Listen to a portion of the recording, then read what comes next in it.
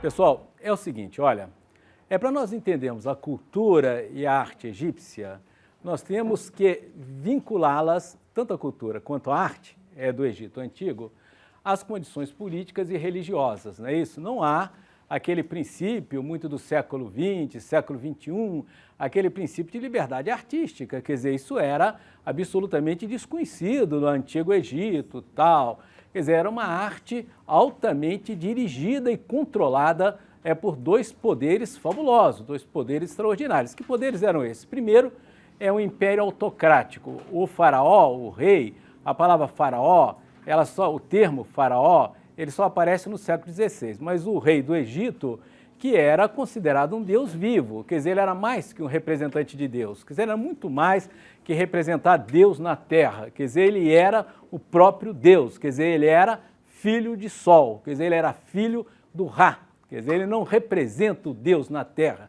ele é o Deus vivo, quer dizer, ele e a família real. Por outro lado,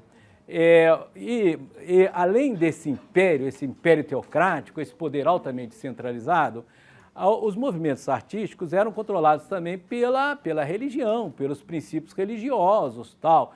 Então havia esse duplo controle, quer dizer, o controle político, o controle do império centralizado, teocrático, e também o controle religioso. Tá? E por essa razão, a arte egípcia era altamente regrada, canônica, tal. Quer dizer, os caras não tinham liberdade artística, quer dizer, isso era absolutamente desconhecido no Egito. Então, para nós entendermos a arte egípcia, nós temos que situá-la face ao poder teocrático e aos princípios religiosos, quer dizer, ela tem efetivamente essa dupla ligação. Então é o seguinte, a vida no Egito, tal, a civilização egípcia, a cultura egípcia, elas são marcadas basicamente por uma espécie de dois eixos. Eu vou me referir que eixos são esses. O primeiro é um eixo que vai do sul para o norte. Vocês estão vendo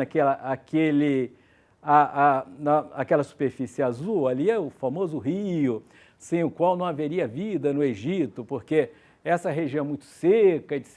tal, e a sociedade egípcia, ela depende do rio Nilo e das cheias periódicas do rio Nilo. Quer dizer, a partir de julho, o rio, ele extrapola o seu leito, ele se estende às margens. É claro que a sociedade egípcia construiu uma série de canais e conseguiu levar essas águas do rio Nilo para as regiões mais distantes. Além desse eixo sul e norte, que é o eixo do rio Nilo, que garante a existência da sociedade egípcia, há uma espécie de eixo que vem de oeste para leste, que vem de leste para oeste e que intersecta o rio Nilo, que é o nascimento do sol, quer dizer, também é um princípio de vida no Egito, etc. tal, tá legal? Então, por exemplo, os templos egípcios, eles são construídos considerando a luz do sol.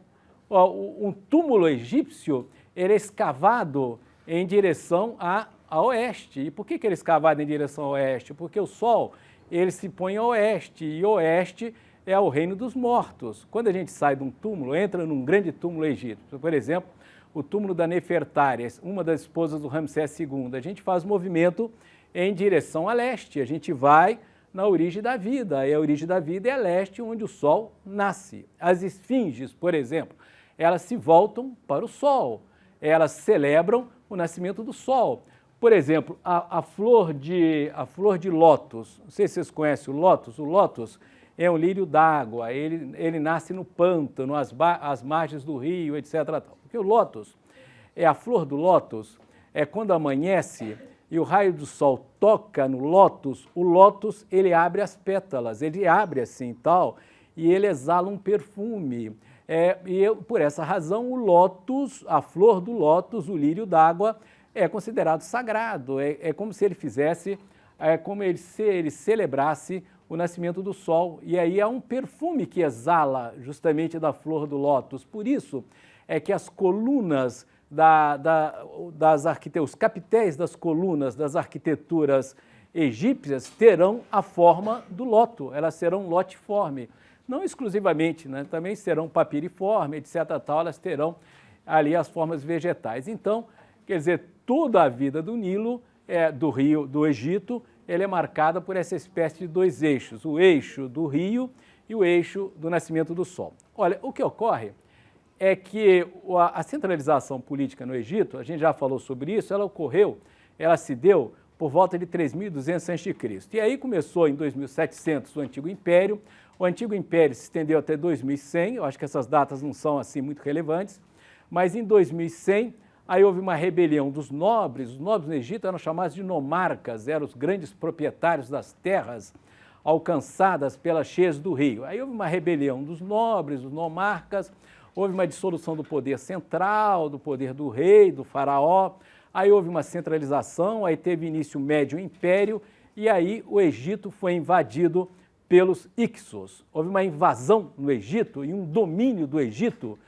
pelos Hyksos. E os Hyksos, eles utilizavam uma espécie de tanque de guerra na época, altamente eficaz, eficiente, que não era utilizado pelos egípcios, que eram os cavalos.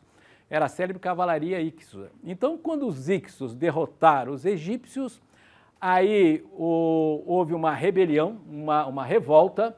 Aqui, vocês estão vendo essa região, aqui bem ao sul, aqui está escrito Luxor e Karnak, não está?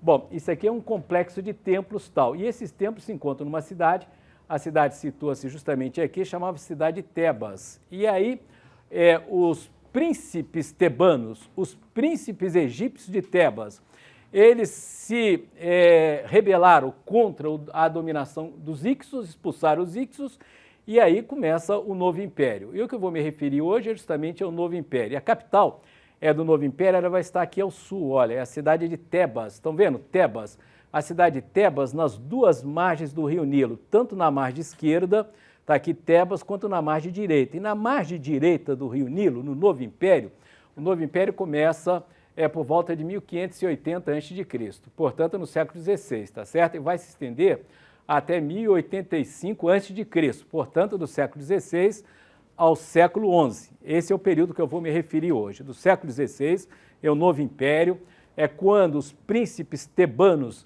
eles expulsaram os Hyksos, novamente o Egito se torna independente e a capital do Egito ela se concentra aqui nessa região do sul, que é a cidade de Tebas, nas duas margens, na margem esquerda de Tebas e na margem direita de Tebas. Margem direita de Tebas, no Novo Império, foram construídos aqui esses dois templos, o templo de Karnak, mais ao norte, e o templo de Luxor, mais ao sul. O que ocorre é o seguinte, quando a gente pensa no Antigo Império, o que vem à cabeça é o complexo das pirâmides. São aquelas grandes construções funerárias, quer dizer, os túmulos dos faraós e da família do faraó, os túmulos dos deuses vivos. O que ocorre é que no Novo Império não há mais pirâmides, as pirâmides são características apenas do Antigo Império. No Novo Império, todos os faraós do Novo Império, eles serão enterrados aqui, no Vale dos Reis. São túmulos escavados nas encostas do Vale dos Reis. Vocês estão vendo aqui? O Vale dos Reis, uma região montanhosa chamada Montanha Acima Tebana. Aqui, é próximo a Tebas. Tebas está aqui na margem do rio Nilo. A 5 quilômetros de Tebas tem o Vale dos Reis. E aí os túmulos dos faraós serão escavados nas montanhas ali do Vale dos Reis. Um pouco mais ao sul é o Vale das Rainhas, serão os túmulos das rainhas e também há uma grande novidade aí no Novo Império, é que os artesãos, quer dizer, os trabalhadores manuais, eles terão acesso aos túmulos, então, ao Vale dos Artesãos. Então, há túmulos reais no Vale dos Reis, ao túmulo das rainhas, no Vale das Rainhas, e túmulo dos artesãos, também chamado Vale dos Artesãos. E por uma razão muito simples, porque os príncipes tebanos, quando eles expulsaram os Hyksos, o Império Egípcio, que até então não era militarizado, por exemplo, no Antigo Império, não havia escravos. O Antigo Império era extremamente pacífico. Quer dizer, a mão de obra que construiu as pirâmides era mão de obra livre, porque não havia escravos. O rio Nilo, ele sai do leito, ele ocupa aquelas margens centrais e a população ela tem um tempo de vida ociosa muito grande. E essa mão de obra é que construiu as pirâmides, as colossais pirâmides do Antigo Império. O que ocorre é que no Novo Império, para expulsar os Hyksos, o Egito se militariza. Então, um processo de expansão militar do Egito em direção à Ásia Menor. E aí eles anexam todo aquele território da Ásia Menor e chegando até a Ásia. Bom, com as guerras, o número de escravos aumenta no Egito E há, justamente por causa da anexação de terras, etc., tal, uma expansão militar, e aí há uma, digamos, uma exploração de povos do exterior, o que permite o egípcio, a mão de obra egípcio, o artesão, a também passar por um processo de ascensão social que lhes dá o acesso aos túmulos. Então, a grande novidade do Novo Império é que os artesãos, eles também terão acesso aos túmulos, e os túmulos dos artesãos, eles também serão decorados, e nós iremos ver alguns deles. Por outro lado, a outra novidade do Novo Império é que houve uma separação entre o templo do monumento funerário. Quer dizer, os faraós, eles serão enterrados no Vale dos Reis. Certo? Eu vou mostrar ali os Vales dos Reis, que são túmulos escavados nas rochas. Bom, pessoal, então é o seguinte, olha, todos os túmulos dos faraós, eles serão escavados nessas montanhas. Aqui são as montanhas do Vale dos Reis. De Tebas, daquela capital que ficava à margem. Atualmente, Tebas é uma cidade egípcia chamada Luxor. Sabe qual é o nome de Tebas atual? Luxor, tá legal? De fato, Tebas era o nome que os gregos davam à capital do Antigo Egito. O nome da cidade era Uassete. É como nós vemos o mundo na perspectiva grega, né, segundo aquele célebre historiador que eu falei para vocês, o Momiliano, então nós chamamos a capital do Novo Império de Tebas, mas esse não era o nome egípcio, o nome egípcio era Uassete. Bom, de Uassete, da capital do Novo Império até o Vale dos Reis, são 5 quilômetros, tá vendo? Aqui estão vendo ali as aberturas tal desses hipogeus? Os caras escavavam, esses túmulos eram magníficos, magnificamente decorados, e com riquezas extraordinárias.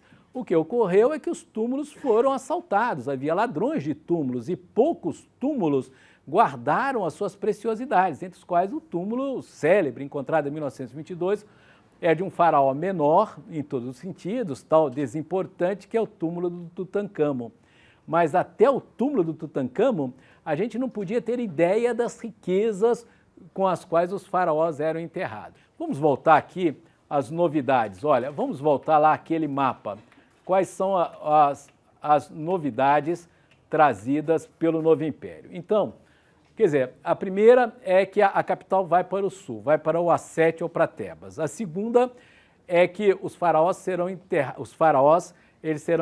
no Vale dos Reis. A terceira é que há uma separação entre templo e túmulo.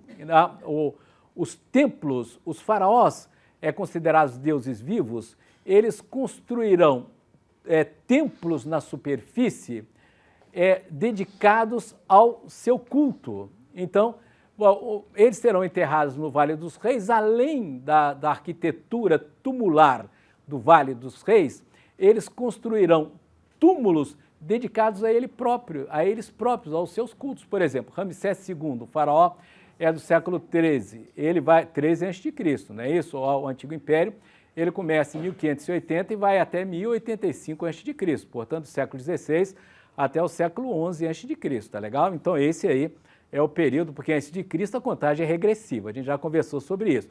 Então, esse é o período do Novo Império. O Ramsés II é um faraó extremamente poderoso, guerreiro, etc., tal, do século XIII a.C., e ele vai construir para o seu culto uma série de templos, inclusive na cidade de Tebas. Em Tebas, ele vai construir um templo chamado Ramesseum, tal, dedicado ao culto dele, que era o Deus, que era uma divindade, que era o filho de Ra, era o filho de Sol. Bom, então, no Novo Império, há uma separação entre a arquitetura tumular, quer dizer, os caras vão ser enterrados no Vale dos Reis, e os locais em que eles construirão os templos dedicados ao seu culto. Tá legal? Então é isso. Então você tem essa separação.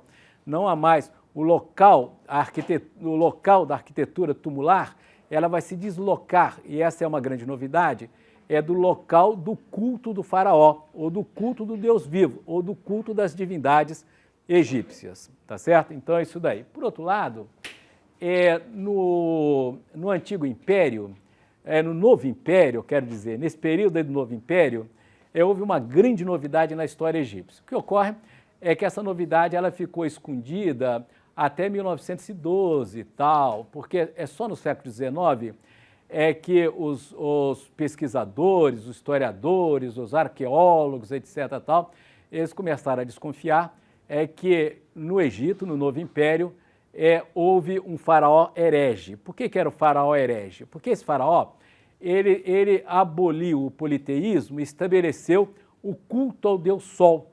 E ele denominou o Sol, quer dizer, representado pelo disco solar, de Atom, tá legal? Atom é o disco solar. Ele abole o politeísmo e estabelece o culto a um só Deus. Esse faraó era o Amenófis IV, tá legal? Lá no século XIV e tal. E ele muda o seu nome. Ele, ao invés de se chamar Amenófis IV, ele vai passar a se chamar Akhenaton, que significa o instrumento de Atom na Terra.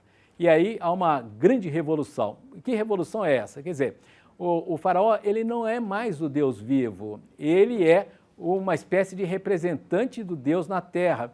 Ele é uma espécie de instrumento da divindade na Terra, mas ele, propriamente dito, não é Deus. Ele deixa de ser considerado Deus. Esse faraó, o Amenófis IV, ele muda a capital para uma região mais ao norte do Nilo, porque a capital estava aqui, não era aqui que estava Tebas, tal, aqui, não é? Na margem esquerda e direita do rio Nilo.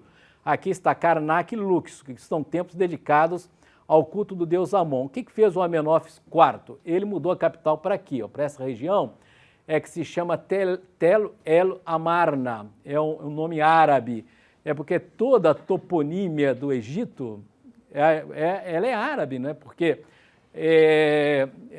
durante a Idade Média os árabes eles vão conquistar esse território, não é isso? Quer dizer, o Egito vai perder a sua independência quando Alexandre Magno da Macedônia ele derrota os persas e anexa todo esse território, e aí depois um general de Alexandre Magno chamado Ptolomeu, ele vai controlar o Egito, até tem uma descendente do Ptolomeu que vai ser uma rainha do Egito, que é Cleópatra, né? Depois Roma domina o Egito, depois os árabes dominam o Egito. Por isso que o nome que a gente vai usando, o nome que a gente emprega para essas regiões é nome árabe. Então isso aqui é Tel El Amarna. O que fez o Amenófis IV? A capital estava aqui, ele transferiu a capital para essa região aqui, ó. Ele construiu aqui uma cidade no deserto, uma espécie de Brasília, imagina. Só que Brasília foi construída num semideserto, né? Ali na região, numa região árida também, ali do Planalto Central do Brasil. E o Amenófis IV, ele coloca a capital ali. E vai denominar essa capital de Akhenaton. Akhenaton que significa horizonte de Atom. Sabe por quê que é o horizonte de Atom?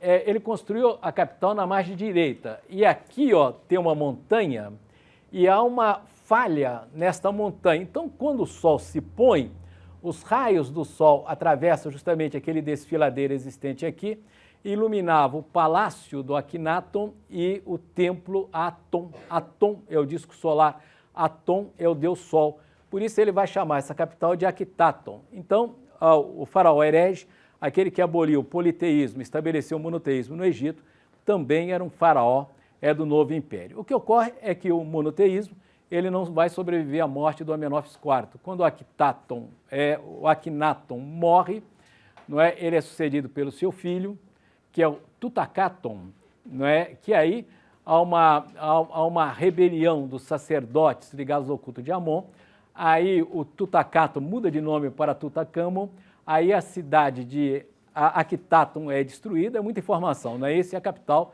ela efetivamente volta para Tebas, novamente ela volta para o sul, tá certo? Então, mas teve um período da história do Egito em que o culto se tornou monoteísta. E esse faraó, Amenófis IV, ele escreveu um poema chamado Hino ao Sol, que depois foi incorporado pelo Antigo Testamento, tal. Sabe os Salmos do Antigo Testamento? Tem um salmo que reproduz o Hino ao Sol escrito por esse faraó. Então, mas é um período muito curto e nesse momento houve alguma transformação cultural e artística no Egito. Primeiro houve uma transformação cultural extremamente profunda no Egito, porque do politeísmo passa para o monoteísmo. E essa mudança implicou também numa mudança de ordem artística, claro, não é isso? Porque se o faraó não é mais o Deus vivo, se ele é o representante de Deus na Terra, é claro que a arte desse período amarniano, por que se chama amarniano? Porque está na região de Tel El Amarna, está vendo? A arte desse período amarniano, ela vai ser muito mais realista que a anterior, mas dura pouco. Logo depois da morte do Akhenaton, volta o politeísmo e volta a capital para Tebas e volta o controle dos sacerdotes dedicados ao culto do Amon. Bom, então é isso, pessoal. Então, o Antigo Império, o Novo Império começa em 1580, então é isso daí. Agora, o que ocorre, olha, que os túmulos dos faraós são escavados nas montanhas tebanas. Aqui é o Vale dos Reis, que está a 5 quilômetros de Tebas e tal. Por outro lado, a grande realização arquitetônica do Novo Império é a construção de um conjunto de templos em Karnak e Luxor dedicado ao deus Amon. Amon é a divindade tutelar do Novo Império. E aqui é um desenho, o túmulo do templo de Karnak, o templo de Amon em Karnak, ele está assim atualmente, olha, é uma grande ruína, né, que é a ruína de Karnak. Mas o templo era originariamente assim, olha, ele começou a ser construído lá no século XV e tal. Esses templos, a construção desses templos vai atravessando séculos, né? Isso é como as catedrais góticas. As catedrais góticas, não é isso? Não é verdade? Não é assim? Hein, Jaqueline? As catedrais góticas não são assim? Hein? Elas não são construídas assim durante os séculos e tal. Elas não terminam nunca, né? É o caso também desses grandes templos, dessas construções do Antigo Egito. Esse templo é o Templo de Karnak, é um desenho do Templo de Karnak. O início da construção do Templo de Karnak foi com Amenófis IV, Amenófis III, o pai do Amenófis IV, aquele faraó herege que estabeleceu o monoteísmo, mas ele foi se estendendo até o século XIII, por exemplo. Ramsés II, ele continuou construindo aqui o Templo de Karnak. Bom, o que ocorre é que Karnak é modelo das construções de templos no Antigo Egito. E quais são as características dos templos no Antigo Egito? No caso específico de Karnak e Luxor, são templos dedicados ao deus Amon, de fato a trindade, o Amon, a mulher do Amon e ao filho do Amon, ao deus Amon, a deusa é a esposa do Amon e ao seu filho, que era chamado de Kozu. Tá legal? É isso. Então era a trindade que, para a qual, segundo os egípcios, habitavam efetivamente esse templo. Então, olha, o templo do Antigo Egito, ele estava dividido espacialmente em 3 partes. Quais são as 3 partes que compõem o antigo templo egito? Primeiro, olha, há um pátio, vocês estão vendo isso daqui, ó? Vocês estão vendo? Isso aqui é um pátio. Esse pátio, ele era aberto a todos os fiéis, quer dizer, os fiéis tinham acesso ao pátio. Tá vendo? Isso aqui era inteiramente aberto aos fiéis. O pátio, ele era antecedido por uma porta monumental, a porta chamada pilono, porque a palavra grega pilos significa porta, e essa porta era franqueada por 2 torres. Estão vendo aqui as 2 torres? Tal? Então era assim, olha, aqui é o pátio, é interno, aberto a todos os fiéis. Aqui tem uma porta monumental que é o pilono, a palavra pilos significa porta. Aqui tem 2 torres, e esse pilono e essa entrada da porta, ela era antecedida por uma grande esplanada, por uma grande via, uma grande avenida. Tá vendo? Essa avenida era chamada de dromos. Dromo é uma palavra grega que significa caminho das almas, tá certo? E esses dromos, essas avenidas, eram circundadas por esfinges. E os rostos das esfinges eram esculpidas com os rostos dos animais que eram dedicados aos deuses, ou então com o rosto dos faraós, os faraós que mandaram construir o templo, tá legal? Então, aqui, ó, tem uma esplanada que é uma avenida chamada de Dromo. Então é o seguinte, pessoal, a conformação do templo do Antigo Egito, ela estava ligada à liturgia da religião egípcia, quer dizer, dependia efetivamente do culto da religião egípcia. E a característica da religião egípcia é que o culto era processional. O que é culto processional? É que os fiéis, eles faziam procissões, eles se reuniam, e aí eram procissões. Então, eles entravam efetivamente nessa alameda, aqui nos dromos circundados por esfinges.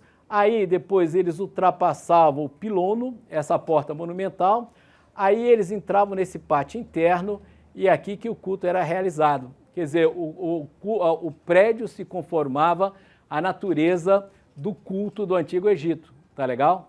Tudo bem ou não? Eram procissões, o culto era processional.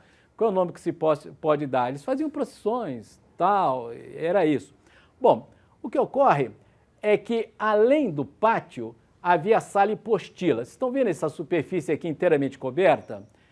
Essa superfície coberta era fechada aos fiéis e só os sacerdotes tinham acesso às salas hipostilas. E o teto era sustentado por colunas. Quer dizer, o elemento estrutural mais importante da arquitetura egípcia no Novo Império, claro, eu estou me referindo a esse período do Novo Império, são as colunas, tal, e os gregos vão absorver essas colunas da arquitetura egípcia. Quer dizer, o elemento de sustentação essencial é a coluna egípcia, tá legal? É que sustenta uma espécie de abóbada celeste, mas isso na sala hipostila. E na sala hipostila é só os sacerdotes que têm acesso. Finalmente, ultrapassando toda essa superfície coberta aqui, na qual o fiel não tinha acesso, e aí chegava o seu santuário. E o santuário guardava as estátuas dos deuses, quer dizer, do Amon, de sua esposa e do filho do Amon. E aí esse espaço era inteiramente fechado e só o grande sacerdote e o faraó, só eles tinham acesso às celas que guardavam as estátuas da divindade. Quer dizer, mesmo os sacerdotes, em geral, eles não tinham acesso àquele espaço fechado, tá legal? Então é isso. Tal. Então, o templo estava dividido em 3 espaços, quer dizer, um espaço que era aberto aos fiéis em geral, o espaço inteiramente fechado da sala hipostila que só os sacerdotes tinham acesso e, finalmente, ali aquele último espaço, tal, eram as celas das estátuas das divindades, quer dizer, do Amon, da esposa do Amon e do seu filho, tá certo? Então é isso, uma vez por ano, a estátua ela era tirada da obscuridade, porque nas celas que guardavam as esculturas que era o espaço dos deuses, essas celas eram inteiramente escuras, elas só eram iluminadas por uma chama. Aí isso tinha um significado, significava que, na realidade, os antigos egípcios associavam o caos à escuridão e havia a crença que a passagem do caos para o cosmos, quer dizer, o cosmos é um mundo regrado, foi o resultado de uma ação da divindade sobre a obscuridade. Então, quer dizer, o deus Amon, ele é uma espécie de ordenador do caos e é por isso que a sua cela vai estar constantemente mergulhado na escuridão. É porque ele é a divindade que controla a escuridão e que, portanto, que controla o caos. Então é por isso que não há luz nas celas do deus Amon. Ali é apenas uma chama, tal, mas uma vez por ano essa estátua vai sair, ela vai subir o rio Nilo em direção a Luxor.